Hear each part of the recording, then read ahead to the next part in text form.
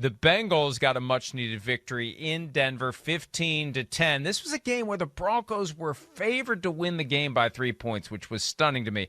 The Broncos felt like the 7-6 team that didn't belong. The Bengals, the 7-6 team that should have been a lot better than 7-6. The Bengals do get that victory. They move for now to the top of the AFC North. The Browns can actually, technically, with tiebreakers and every other waving of the magic wand, end up in first place if they win the game later this afternoon against the Raiders. But the Bengals are in first place, and the Broncos' playoff chances take a huge hit. Nobody expected them to be one of the 7 teams. I was amazed they were on the right side of 500 this late in the season. And they didn't get blown off the field. They have nothing to be ashamed of. But the Bengals ultimately do what we thought they were going to do, what they should have been doing, which is winning more football games. Yeah, and first and foremost, we all hope, and it looked like, Teddy Bridgewater, who got carted off the field, taken to the hospital, was moving all his extremities, so a lot of that precautionary. We hope everything is going to be all right. Drew Lock had to finish that game. But for Cincinnati, I think, Mike, when you start digging into the game and looking at it, you think, what a nice job of pulling out a win when basically the 2 guys you rely on the most from a receiver standpoint, they weren't heavily involved. Jamar Chase has 1 reception. T. Higgins has 2.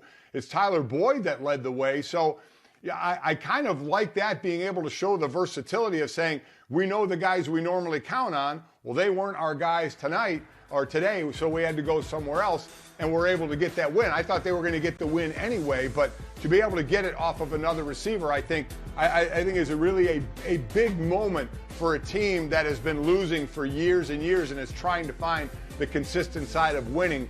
I love the fact that they were able to do that. And listen, turnovers help. With Khalid Kareem taking the ball away from Drew Lock after they run into one another was kind of a crazy play. But I kind of like the way Cincinnati pulled this one off. And you mentioned it, they're at the top now.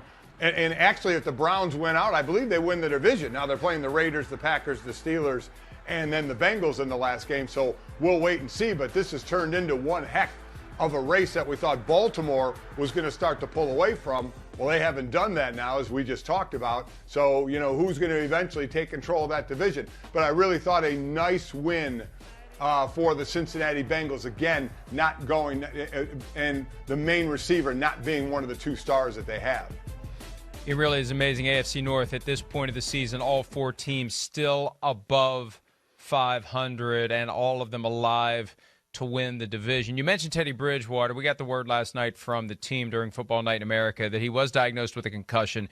They had performed a CAT scan and other diagnostic tests. Everything was normal. They kept him overnight in the hospital as a precaution, movement in his extremities. But, Mike, we've seen this happen a few times. It happened to Donald Parham on Thursday night, the Chargers tight end.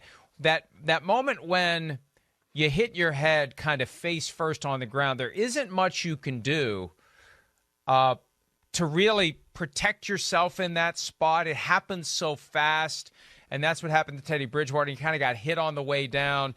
It's just a reminder that no matter how safe the NFL tries to make the sport, and the NFL has been doing a nice job of eliminating unnecessary hits, of stripping some of those big, brutal hits out of the game, many of them now gone. There's certain things you just can't avoid. And what happened last night, I don't know what rule change, I don't know what modification, I don't know what tweak could be made to take that out. It's a risk that is there for all players. And it's just the good news is, we hold our breath every time it happens, and we just hope for good news. And for Teddy Bridgewater, it looks like everything's going to be fine. Listen, Mike, you can try and make the game safer with rules, and that's what they tried to do, and I understand it. But the game's never going to be safe. It's a violent game. These are large, fast men that are hitting each other at full speed. So while they're trying to take some of that away as far as the head contact, and I get it, the missling, the head down, one of the things that's never going away is your head is going to hit the ground. Whether it's face first, whether it's receiver that falls backward and you see them land on their back and then their head snaps back and the back of their head hits the ground. There's no rule change for that. That's not going to change. Injuries are going to happen every single week. Knee injuries, ankle injuries, elbow injuries, and head injuries. They're still going to happen. Now, you try and minimize the head injuries as much as you can with some of the rules they said, But as I said, it's never going to be a safe game. It's a violent game where guys are going to get hurt, and sometimes they're going to get hurt really bad. And here's the balance, and we saw this play out in the Buccaneers game last night. Chris Collinsworth had some comments about it, very appropriate on the air. Rodney Harrison and Snoop Dogg talked about it on the postgame show. The idea that any given receiver, every given receiver, would rather take the high hit than the low hit. And, hey, look, the attitude is a concussion goes away. And I know short term that's the focus. Long term may be more of a problem. But short term, I'd rather have a concussion that most likely is going to heal in a week or two than have a torn ACL or a serious knee injury. And we saw that low hit on Chris Godwin. And that's the reminder. And I don't know if we're going to get to the point where there's a strike zone for receivers like there is for quarterbacks in the pocket, but maybe that's the next step. We're seeing the NFL evolve away from the low hits. Early on, after the concussion epiphany in October of 2009, the NFL focused on minimizing the hits to the head and neck area of certain types of players, typically those in a defenseless posture. Now we're seeing the NFL start to take care of that other side of it, the dangerous low hits. We have the change this year in the rules about the low blocks. And the way football's always been, and the reason they've encouraged low blocks and low hits is that's the only chance little guy has against big guy, Mike. So if the game does indeed change in a way that eventually eliminates these low hits that could tear up guys' knees, there's going to be a premium placed on the biggest, strongest guys because everything is going to be straight up face-to-face without anyone having that ability to cut out someone's legs. You know, there's a decent amount of layers to this, and I heard Chris talk about it. In fact, when I was doing radio and TV, I've had Chris on more than a few times, and he has said this on my show more than a few times. You know, hit me up top, don't hit me down low. And listen, I get it. Even as a defensive lineman, you know what? I mean, we were so used to, and this again is part of where we were and where we came from. You hit me in the head and I got stung, I knew I was still going back in the game. It would have had to take a lot to keep me out. You blow my knee out, I know I'm not going back in the game. Not only that, I'm not going to play again for a year. And that's my livelihood. For receivers, if you're dealing on speed and quickness, now all of a sudden you're rehabbing an ACL, you may not be as fast or you may not be as quick, which means your career may be over sooner than you think, where you believe a concussion, I'm going to heal quicker than that, and I'm going to be back in the game. Now, we have certainly learned over the years how much more damaging a head injury can be. But I'll still say this, Mike, guys still want to be on the field. Guys still would rather take that chance because they understand their livelihood. They could be done. This is a short-term business. Guys love football, but you love the money that comes along with it. And it's a short-term business already, and if your career gets shortened because of a blown-out knee or a dislocated ankle because someone took you out low, man, that will bug a guy more than the high hit. And as far as guys going lower, listen, guys have gone low on tight ends all the time, right? Because they're small and tight ends are big.